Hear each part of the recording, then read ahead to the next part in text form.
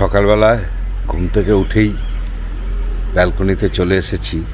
ঘরের সামনেই ব্যালকনি, আর সামনেই দেখতে পাচ্ছি সুন্দর নদী বয়ে যাচ্ছে। পরিবেশটা একটু দেখুন। আমার সামনে সীসামারা রিসর্টের সামনের দৃশ্য এটা। নদীর পরেই জলদাপাড়ার জঙ্গল। জঙ্গল থেকে হামেশাই হাতি, গন্ডার, ইন্ডিয়ান গাউর, হরিণ, বুনো শুয়োর, ময়ূর নদীর ধারে চলে আসে জল ও ঘাস খেতে।